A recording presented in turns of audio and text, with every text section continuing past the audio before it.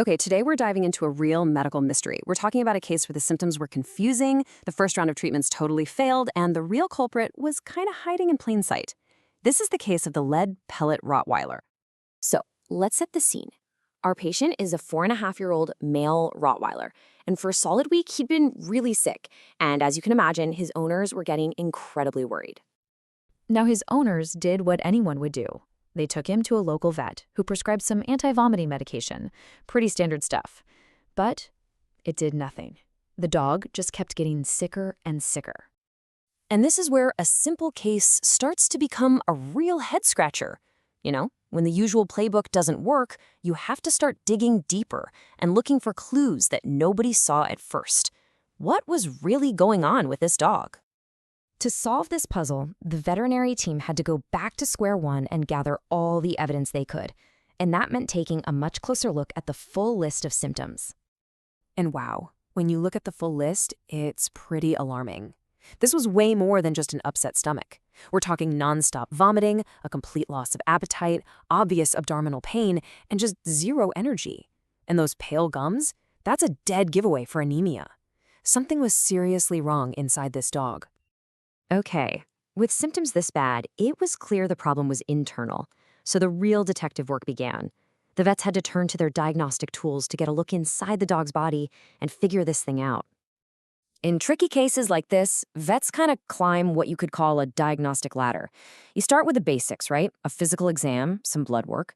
If that doesn't give you the answer, you move up to imaging, things like x-rays and ultrasounds. And if you still need more, you might go for an endoscopy to get a direct look.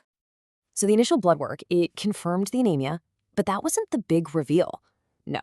The first major breakthrough, the moment this whole case just cracked wide open, came from that next step up the ladder, the X-ray. So what did the X-ray show? Well, it turns out one single image was all it took to uncover the completely surprising culprit behind this entire mystery.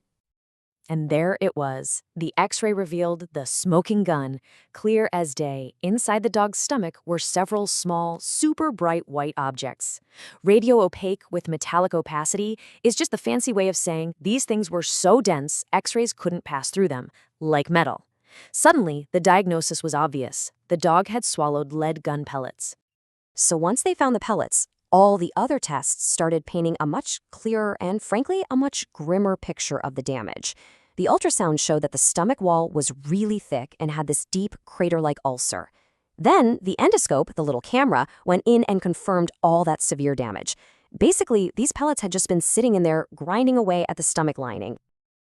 Okay, so we found the culprit, but you have to be wondering, how can a few tiny, inert little pellets of lead cause such a massive, catastrophic reaction inside a dog's stomach? Well, it all comes down to what's called a gastric ulcer. The stomach lining is amazing. It's like this tough, self-repairing shield that protects the stomach from its own powerful acid. An ulcer is a deep hole in that shield, a breach that goes right through those defenses and exposes all the sensitive tissue underneath. See, the stomach is in this constant state of delicate balance. On one side, you've got all these protective things, like a mucus layer. On the other side, you've got aggressive things, like stomach acid. Well, the lead pellets just completely tipped the scales. They were a constant physical irritant that just wore down the protective side, allowing the stomach's own acid to attack its lining and carve out that nasty ulcer. And here's something that's actually super fascinating. When most of us hear lead poisoning, we immediately think of neurological problems, right? But check this out. A study from back in 1992 found that in dogs, stomach and gut issues are actually more common. This case is a perfect textbook example of that. So, figuring out the problem was a huge deal, but that was really only half the battle. Now came the hard part, fixing it. The vet team had to come up with a really comprehensive, multi-step plan to not only heal all that damage, but also get rid of the cause. You can't just treat one part of a problem like this. You have to attack it from every angle at once. The plan was brilliant. First, and most importantly, get the lead out. Second, use antibiotics to fight off any potential infection. Third, use powerful acid-reducing drugs to just give the stomach a break. And finally, coat the stomach lining with a protective medicine that basically acts like a liquid bandage. But how do you get the pellets out without surgery? This is where the team got really clever. They used a pretty amazing and non-invasive trick. Based on research showing that dietary fibers can actually bind to heavy metals, they added psyllium husk to the dog's diet. The whole idea was for the fiber to kind of trap the lead and help carry it safely out of the body. And you know what? It worked beautifully.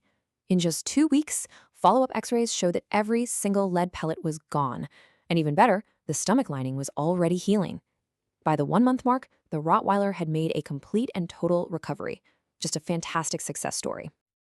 You know, this case is such a powerful reminder that our homes, our yards, our environments, they can hold all these unexpected dangers for our pets.